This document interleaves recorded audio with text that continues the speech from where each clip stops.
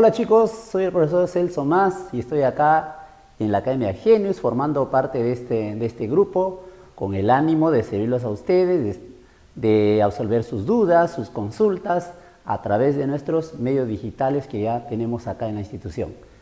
En esta ocasión vamos a desarrollar el primer tema que corresponde al curso de lenguaje del cual yo estoy responsable, ¿ya? Entonces el primer tema que vamos a tratar, sin más ni más, es la comunicación, ¿ya? Vamos a ver entonces la comunicación.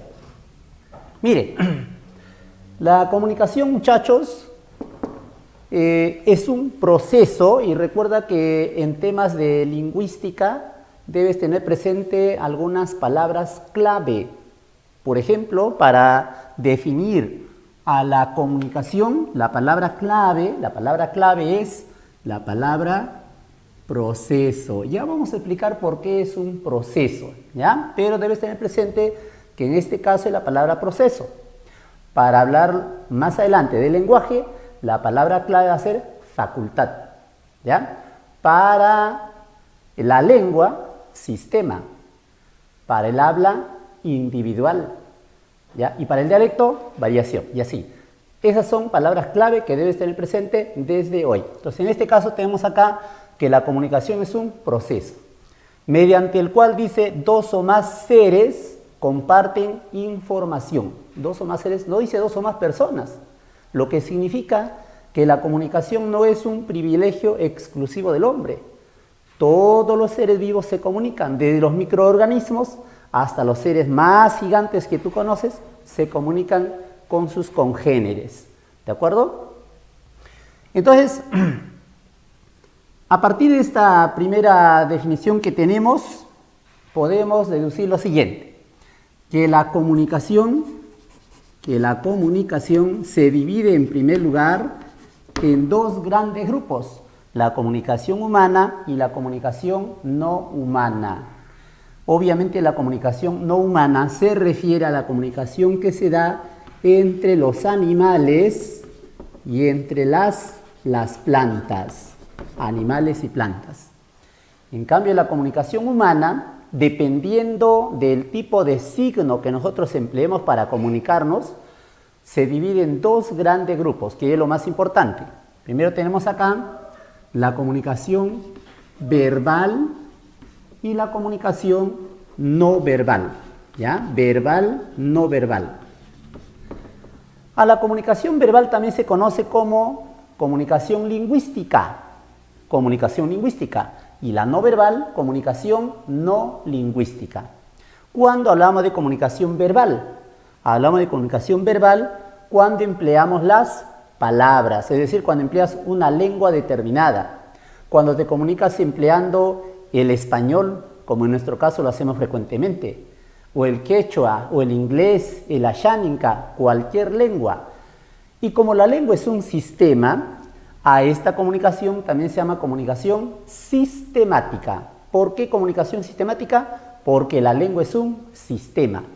Y la comunicación no verbal, por ende, también será comunicación asistemática. Sistemática, asistemática. Lingüística, no lingüística. ¿Bien? Ahora, las palabras nosotros las empleamos de dos maneras, hablando o escribiendo. Por lo tanto, esta comunicación verbal o lingüística se divide en dos. La comunicación verbal oral y la comunicación verbal escrita. Verbal oral, verbal escrita. Ahora, la comunicación verbal oral también se llama auditiva, verbal auditiva. ¿Por qué? Porque cuando alguien habla, la otra persona lo escucha. Por eso es verbal auditiva. Y a la escrita también se llama visuográfica. ¿Por qué? Visuo viene de ver. Grafía, grafema es la letra. Entonces, visuográfica quiere decir la comunicación que lo percibimos a través de la vista. Percibimos las letras, las grafías. Por eso se llama visuográfica. Y no vayas a confundir a la comunicación visuográfica con la comunicación no verbal visual. No verbal, no empleamos palabras. Empleamos cualquier otro signo, pero no son las palabras. Por ejemplo, podemos emplear sonidos, colores, juego de luces, Por eso acá la comunicación no verbal puede ser no verbal visual. Por ejemplo, las señales de tránsito, no verbal visual. No son palabras, pero lo percibimos con la vista, ¿sí o no? No verbal visual. No verbal auditiva. No verbal auditiva. Lo que lo percibimos a través del sentido del oído. Por ejemplo, el timbre que alguien toca en tu casa, la sirena de la ambulancia, no verbal auditiva. No verbal táctil. Táctil. Es decir, lo que percibimos a través del tacto. ¿Qué puede ser? Un abrazo, un besito en la mejilla. Eso es no verbal táctil. Entonces, dependiendo del órgano con que nosotros percibimos estos signos, tenemos, como se puede observar, visual, auditiva, táctil, olfativa, gustativa, dependiendo del órgano que utilicemos para percibir estos signos. Bien, decíamos al principio que la comunicación es un proceso, La palabra proceso proviene del vocablo latino procedere, que significa camino a seguir. Cuando hablamos de proceso, entonces nos estamos refiriendo a una secuencialidad de acontecimientos, una serie de hechos que se dan de manera sucesiva. Por eso es un proceso. Y vamos a ver cómo se da el proceso de la comunicación. ¿Ya? Vamos a ver. A ver, vamos a suponer que tenemos acá a dos personitas. ¿Ya? A este de acá que empieza la comunicación lo llamaremos emisor. ¿Ya? Emisor. Y al destinatario lo vamos a llamar receptor, a quien va dirigido el mensaje, ¿ya? Receptor, emisor, receptor. Lo primero que ocurre para aquella comunicación es entonces que el emisor seleccione mentalmente la información que desea compartir con otra persona. Eso es lo primero. Pero seleccionar implica ¿qué? Elegir entre varias opciones, ¿sí o no? Entonces lo que vamos a hacer es seleccionar la información. ¿De dónde seleccionamos la información? ¿De dónde extraemos la información? Lo extraemos de la fuente de información. De la fuente de información. ¿Y qué cosa es la fuente de información? La fuente viene a ser la totalidad de datos con que cuente el emisor. Por ejemplo, cada uno de ustedes tiene un gran bagaje de conocimientos de diversa materia, ¿no? De aritmética, de historia, de química, biología, pero no solamente esos conocimientos académicos, también tienes tus experiencias personales, tus deseos, todo ese universo de datos que están almacenados en tu cerebro se llama fuente de información. Por eso algunos utilizan como sinónimos fuente o emisor. Pero la fuente es donde extraemos la información, lo que vamos a compartir con otra persona. Eso es lo primero entonces. Una vez que hemos seleccionado mentalmente la información, el siguiente paso ¿cuál es? También elegir el signo apropiado, aquel que mejor represente nuestro pensamiento. Podemos elegir palabras, podemos elegir sonidos, colores, etc. Entonces, esos signos que vamos a elegir, tomen el nombre de código. El código entonces está conformado por signos que son palabras, gestos, sonidos, colores. Ese es el código.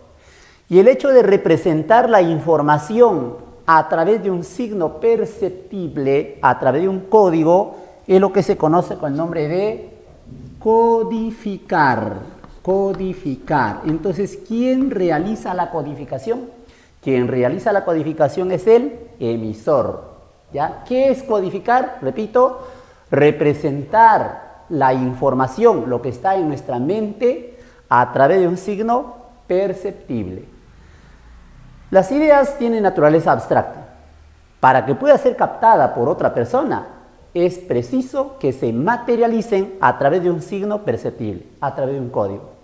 Entonces, ese hecho de representar la información a través de un código se llama codificar. La información ya codificada toma el nombre de mensaje, Por eso decimos que el mensaje es la información codificada. El mensaje va a contener tus ideas, conocimientos, sentimientos, experiencias. De eso va a estar integrado el mensaje.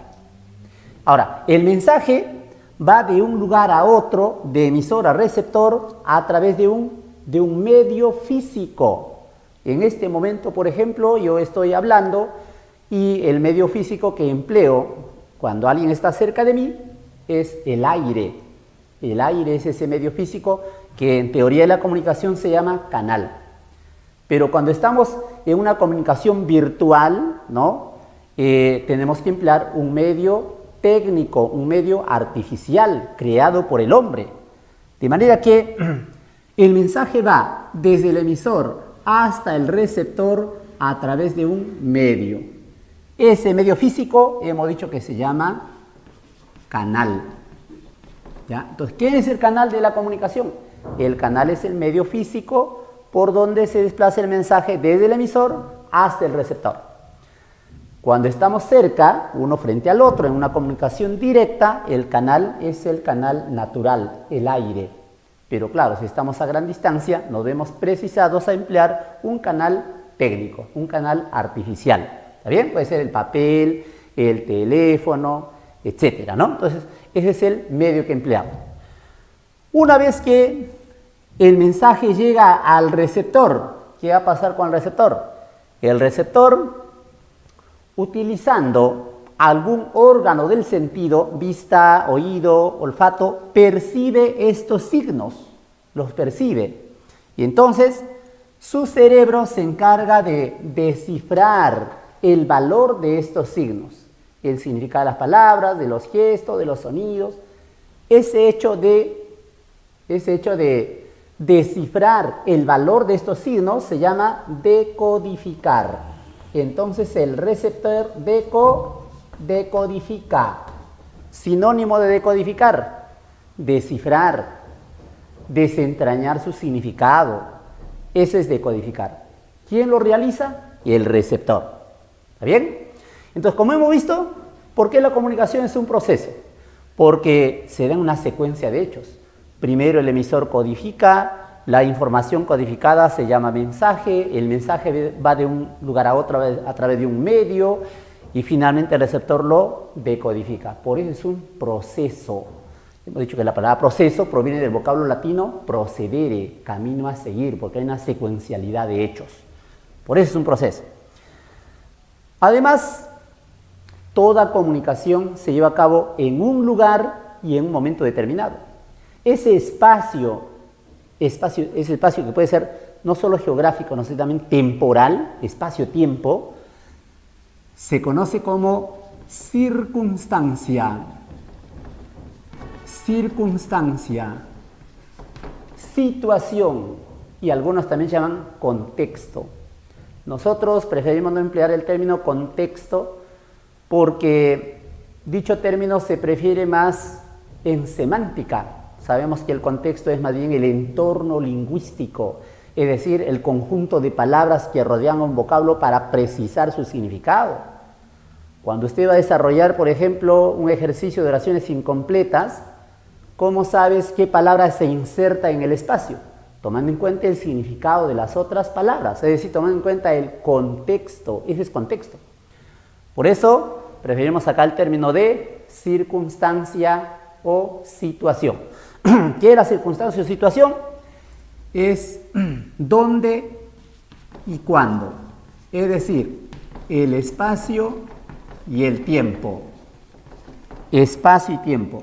¿Dónde y cuándo se da la comunicación? Vamos a ver a través de un ejemplo sobre el que acabamos de decir. Vamos a ilustrar a través de un ejemplo práctico, ¿ya? A ver, acá dice: la semana pasada el presidente Vizcarra dijo a la prensa que brindará facilidades a la fiscalía para que realice sus investigaciones, etc. Ya.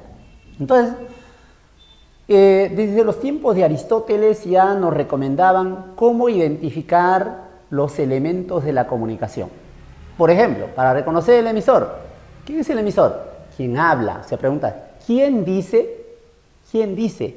El emisor. ¿Qué dice? El mensaje. ¿A quién? Al receptor. Claro, porque él considera solamente 3 elementos de la comunicación: el orador, el discurso y el auditorio, ¿ya? Pero ya nosotros sabemos que más adelante, luego de la invención del teléfono, se descubrieron nuevos elementos de la comunicación. Entonces, podríamos seguir aplicando ese método de Aristóteles, ¿no? Por ejemplo, acá, ¿quién dijo? Pues Vizcarra. Así que el emisor es el presidente Vizcarra, ¿ya? El presidente Vizcarra. ¿A quién? ¿A quién? Dijo a la prensa.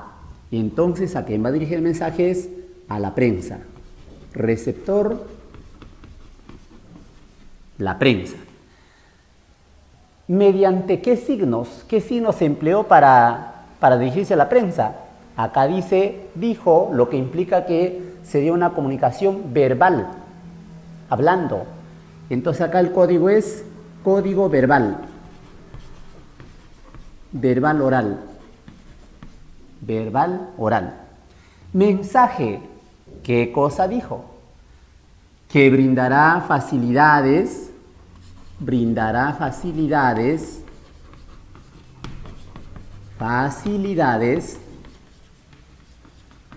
a la fiscalía. ¿Ves? Canal, bueno, como él estaba frente a los periodistas, el canal es un canal ambiental, o sea, el aire en este caso, el aire. Y la circunstancia, a ver, vamos a ver si nos da el dato. Acá dice la semana pasada, allá, y la circunstancia es el espacio y tiempo, dónde y cuándo. Acá nos dice cuándo, y entonces la circunstancia sería la semana pasada. La semana pasada. Listo, entonces ahí tenemos los elementos de la comunicación: el emisor, el receptor, el código, el mensaje, el canal, la circunstancia. Pero hay otro elemento también, que es el referente. ¿Y qué es el referente? El referente es el tema específico sobre el que aborda la comunicación. ¿De qué hablamos específicamente? En este caso estamos hablando, por ejemplo, ¿de qué habló específicamente el presidente Vizcarra? De las facilidades que brindará. Ese viene a ser el referente. Normalmente, el referente en un texto escrito es el título donde se sintetiza precisamente lo que se va a desarrollar en el texto. Eso viene a ser el referente, el tema específico de la comunicación. Bien, entonces hemos reconocido los elementos. Vamos a ver ahora otros criterios para clasificar la comunicación, ¿ya? Acá hemos visto en un principio la comunicación que puede ser verbal, no verbal, pero eso tomando en cuenta el código. Otros criterios, a ver. Vamos a ver. 1, por la dirección del mensaje. Por la dirección del mensaje, ¿ya? En este caso tenemos comunicación unidireccional. Comunicación unidireccional, su nombre está indicando, va en una sola dirección. Unidireccional implica que no hay posibilidad de intercambiar roles emisor-receptor utilizando el mismo medio. Por ejemplo, cuando tú lees un libro, el autor del libro es el emisor y el lector es el receptor. Es imposible intercambiar opinión, intercambiar roles emisor-receptor utilizando el mismo libro. Cuando escucho la radio, es una comunicación unidireccional, porque yo no puedo intercambiar roles utilizando el mismo medio. Si lo llamas por teléfono, estás empleando otro medio. Entonces, en la comunicación unidireccional, el mensaje va a una sola dirección, por eso se llama unidireccional. En cambio, se llamará bidireccional Bidireccional. Bidireccional cuando el mensaje va y viene en ambas direcciones, es decir, hay un constante intercambio de roles emisor-receptor, de tal manera que la comunicación es dinámica, ¿ya? Entonces bidireccional. Cuando estamos, por ejemplo, conversando durante la cena, cuando estamos chateando con alguien, ese es bidireccional. El mensaje va y viene en ambas direcciones, ¿ya? Por la distancia emisor-receptor. Distancia no solamente espacial, también puede ser distancia temporal, espacio-tiempo. Entonces tenemos ahí la comunicación próxima o directa, y la comunicación indirecta o a distancia. En una comunicación próxima o directa empleamos un canal ambiental. Canal ambiental. En cambio, en una comunicación indirecta, debido a la distancia que nos separa, nos vemos obligados a emplear un canal técnico, un canal artificial. Y claro, lo que más ha evolucionado en los últimos tiempos, en las últimas décadas, son precisamente los medios de comunicación. Y su avance ha sido vertiginoso desde la invención de la radio, ¿no? De la radio, luego la televisión, luego teníamos, por ejemplo, actualmente la internet. Por algo este tiempo se llama la era de las comunicaciones, comunicación indirecta. Por el destino del mensaje, es decir, ¿a quién va dirigido el mensaje? A veces el mensaje va dirigido a uno mismo. Por ejemplo, te miras ante un espejo y te haces promesas. Tienes que aprovechar al máximo las clases de la Academia Genius, ¿no? Hay que practicar, hay que desarrollar. Yo esta vez la hago, esta vez ingreso. ¿Con quién estás hablando? Contigo mismo. Esa comunicación se llama intrapersonal. Comunicación intrapersonal. Se da consigo mismo cuando el mensaje va dirigido al mismo hablante. Se da entonces en los monólogos, en los soliloquios. Comunicación intrapersonal. Intra, dentro. ¿Ya? En cambio, si nos dirigimos a otra persona, será una comunicación interpersonal.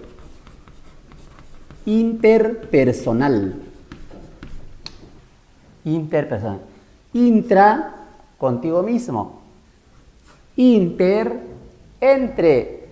El prefijo inter significa entre. Por ejemplo, viaje interplanetario entre los planetas. Campeonato de fulbito interdistrital entre los distritos. Comunicación interpersonal entre las personas. Eso se llama interpersonal entonces. Por la jerarquía entre el emisor y el receptor. Por la jerarquía. Tenemos acá la comunicación horizontal. Comunicación horizontal. Cuando estamos ante una comunicación horizontal, cuando los interlocutores son del mismo nivel jerárquico, ninguno es superior al otro jerárquicamente hablando. Puede ser una conversación entre amigos, entre vecinos, colegas de un centro de trabajo, horizontal. En cambio, será vertical, cuando se da entre uno de mayor jerarquía, mayor rango, y otro de menor jerarquía. Por ejemplo, un oficial del ejército frente a un recluta, un ingeniero frente a su operario, un padre de familia frente a su menor hijo. Eso es comunicación vertical, ¿ya?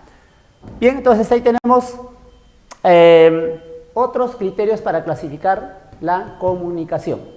Sin embargo, estos criterios de clasificación no son excluyentes. Es decir, no es que si es uno, no puede ser el otro. Por ejemplo, si es unidireccional, ya no puede ser lo demás. No. Más bien acá aparecen de manera simultánea. ¿Ya? Vamos a poner acá, a manera de observación.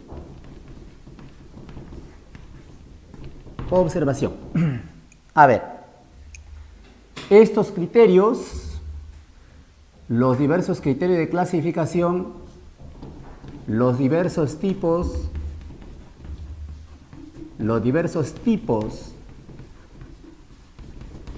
de comunicación concurren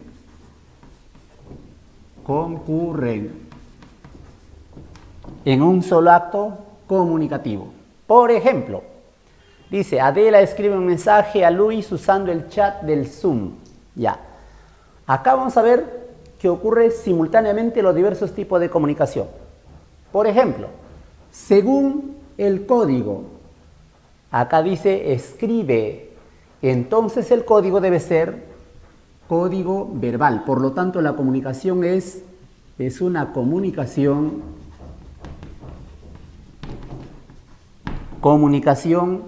verbal, llamada también lingüística.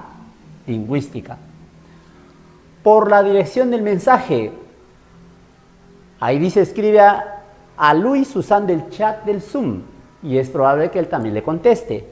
Por lo tanto, entonces sería bidireccional.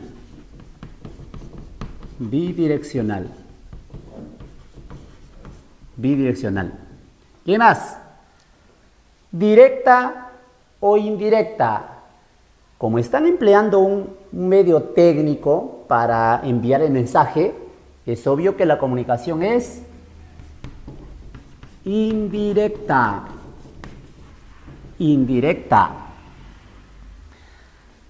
Intrapersonal o interpersonal.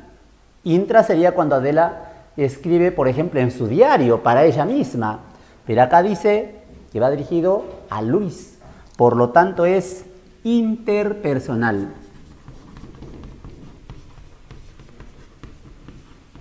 Comunicación interpersonal. ¿Y será horizontal o vertical? Bueno, acá se deduce que son compañeros, son amigos, compañeros de aula, probablemente, entonces sería horizontal. Entonces, como se ve, en solo un hecho comunicativo encontramos simultáneamente todos estos tipos de comunicación. Continuando con el tema de comunicación, vamos a ver inmediatamente algunos ejercicios. Algunos de estos ejercicios han sido adaptados a partir de examen de admisión, ¿ya? Para que vean más o menos el nivel en que vienen las preguntitas de examen de admisión, ¿ya? Vamos a ver. Primero acá un ejercicio práctico de identificación de los elementos de la comunicación. Dice acá, identifica los elementos de la comunicación. El árbitro hace sonar su silbato para indicar el final del partido. Ya. Emisor. Para reconocer, habíamos dicho que podemos formular la pregunta, ¿quién dice algo? ¿Quién dice algo? Pero en este caso, como es una comunicación no verbal, porque está empleando el silbato, entonces el emisor es quien envía, quien transmite el mensaje. En este caso, ¿quién sería? El árbitro. ¿Ya? El árbitro. Emisor. ¿A quién va dirigida el mensaje? ¿A quién? En este caso, se supone, se entiende que es a los jugadores. A pesar de que no está acá plasmado en la escritura, se deduce. Así que acá es los jugadores. Los jugadores. ¿Qué más? A ver, código. El código, recuerda que se divide en dos. Código verbal y código no verbal, ¿ya? En este caso, como no son palabras, sino que emplea el silbato, entonces se trata de un código no verbal. Código no verbal. Y más específicamente, ¿qué cosa será? El sonido del silbato, ¿ya? Sonido del silbato. Ese es el código, ¿ya? Recuerda que el código son los signos convencionales que empleamos para comunicarnos. Mensaje, acá dice para indicar el final del partido. Por lo tanto, ese es el mensaje. Final del partido. Final del partido. ¿Qué más? Canal. ¿Qué medio ha empleado el emisor, en este caso el árbitro, para transmitir su mensaje? el aire, por lo tanto es un canal ambiental. Canal ambiental, el aire. ¿Y dónde ocurre esto? ¿Dónde y cuándo? Bueno, no dice cuándo, pero como acá dice que es el final del partido, se entiende que es la cancha, el estadio donde se realiza el partido, ¿ya? Así es. Entonces hemos reconocido los elementos de la comunicación. Ahora vamos a ver las preguntas tipo, ¿ya? Preguntas tipo examen de admisión. Dice acá la primera pregunta: para que haya comunicación entre emisor y receptor es necesario que, a ver, el receptor esté alfabetizado. Bueno, acá no nos dice que sea una comunicación escrita. Alfabetizado significa que el receptor sepa leer y escribir. Y en este caso, como nos están especificando que sea una comunicación escrita, entonces no es la respuesta adecuada. ¿Qué más? Haya proximidad entre ambos. No es necesario, para que haya comunicación entre emisor y receptor, no es necesario que estén uno frente al otro. En este mismo momento nosotros nos estamos comunicando a través de este medio y no estamos uno frente al otro, cerca. Por lo tanto, tampoco, ¿no? Ambos manejen el mismo código. Eso sí, para que haya comunicación es requisito sine qua non, requisito indispensable, que el código sea de dominio de ambos. Es decir,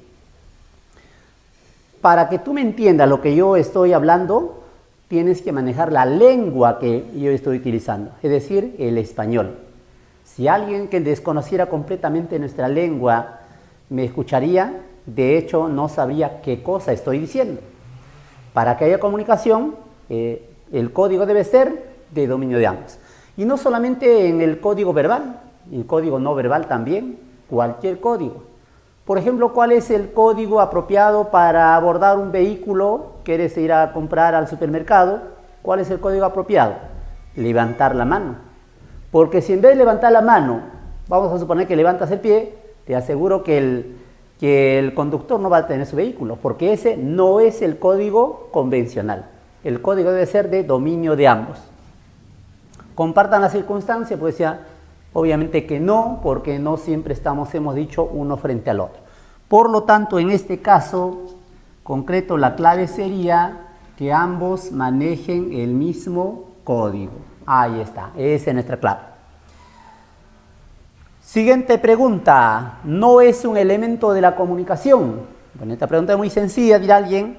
Claro, el canal, si lo es, el medio físico, código, los signos convencionales, el mensaje, el contenido de la información, ¿no? La información codificada, y el ruido no es un elemento de la comunicación.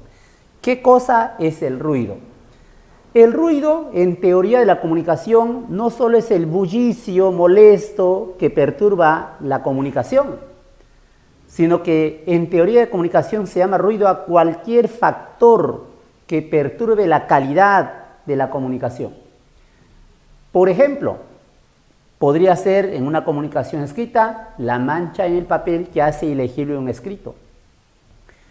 Ejemplo de ruido, el tartamudeo del hablante. Ejemplo de ruido, la distracción del oyente. Por eso se habla de ruido físico, ruido psicológico, diversos tipos de ruido. En resumen, el ruido es cualquier interferencia que impida o disminuya la calidad de la comunicación. Entonces acá la clave es el ruido. En toda comunicación, de hecho, hay algo de ruido. Para contrarrestar el ruido, recuerden que tenemos dos recursos. Uno, la retroalimentación, llamada también feedback, la retroalimentación. ¿En qué consiste la retroalimentación? Una vez expuesto un determinado tema, ¿cómo nosotros podemos cerciorarnos de que nuestro mensaje ha llegado al 100% a su destinatario? ¿Cómo? A través del sistema de preguntas y respuestas.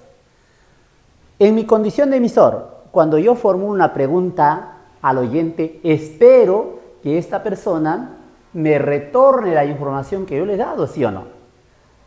¿Y qué va a pasar si el emisor comprueba que su mensaje no ha sido entendido al 100%? Y utilizará otro recurso. ¿Cuál? La redundancia. La redundancia, no hay que confundir en este caso la redundancia vicio de lenguaje con la redundancia, que es un recurso que permite mejorar la calidad de la comunicación. La redundancia en este caso se refiere al hecho de repetir la información, a veces utilizando sinónimos, utilizando conectores explicativos, es decir, esto es, o sea. Por ejemplo, Tacna, es decir, la ciudad heroica, está de aniversario. Ahí yo he hecho redundancia. Pero esa redundancia no es un vicio de lenguaje. Y por el contrario, es recomendable su uso. ¿Para qué? Para cerciorarnos, para garantizar de que nuestro mensaje llegue al 100% a su destino. Para eliminar el ruido posible en la comunicación. Entonces, en resumen, el ruido viene a ser la interferencia en la comunicación. Para contrarrestar el ruido tenemos dos opciones. Uno, la retroalimentación, el feedback. Y dos, la redundancia. Pero esos no son elementos de la comunicación. ¿Ah? Muy bien, a ver, vamos a ver la siguiente pregunta.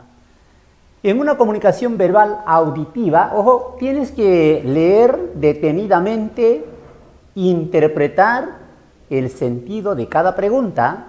A veces uno por apresurados no leemos con detenimiento y podemos equivocarnos en el momento de marcar la clave. Entonces acá nos dice una comunicación verbal auditiva. ¿Cuál es la comunicación verbal auditiva? La comunicación oral. ¿Ya? A ver, ¿el receptor debe estar alfabetizado? No, eso sería una comunicación escrita. Acá dice verbal auditiva. Emisor y receptor comparten la situación. No, eso sería una comunicación directa o próxima, cuando estamos uno frente al otro. Y no necesariamente, porque si hablamos por teléfono, también estamos ante una comunicación verbal auditiva. O sea, tiene parte de verdad. El código debe ser de dominio de ambos. Bueno, eso es requisito para cualquier tipo de comunicación, sea verbal, no verbal. Es determinante la entonación. Claro, esto sí. Es determinante la entonación porque dependiendo de la entonación que demos, un mismo enunciado puede tener distinto sentido. Por ejemplo, no significa lo mismo vendrás mañana. Vendrás mañana es diferente. ¿Qué ha hecho diferente? La entonación. Entonces, en la comunicación verbal auditiva es determinante la entonación, sobre todo, ¿no? La entonación. Por eso es que la mejor forma de comunicarnos, la forma más eficiente y a la vez más práctica de comunicarnos es a través de la palabra articulada. La escritura solo es un intento por tratar de sustituir a la comunicación verbal oral. Cuando nosotros hablamos podemos dar entonaciones adecuadas, énfasis adecuados, a veces lo acompañamos con signos no verbales, los gestos, las mímicas, etc. Pero la entonación es determinante en una comunicación verbal oral. 4 dice acá, en la antigüedad nuestros antepasados dejaron registrados en sus pinturas, en las rocas, una de sus actividades más cotidianas. ¿Cuál es esa actividad? La cacería. En este caso emplearon un canal. Recuerda que el canal es el medio físico que empleamos para transmitir el mensaje. Entonces acá nos dice las imágenes. Y las imágenes forman parte ¿de qué? Del código, al igual que los colores, también forma parte del código. El papiro, bueno, acá no nos da el dato del papiro. Las rocas, el medio que ha empleado en este caso, que emplearon nuestros antepasados, son las rocas, el medio físico. Respuesta, la B. ¿Ya? Y la última pregunta, muchachos, ya para terminar este tema, la última pregunta.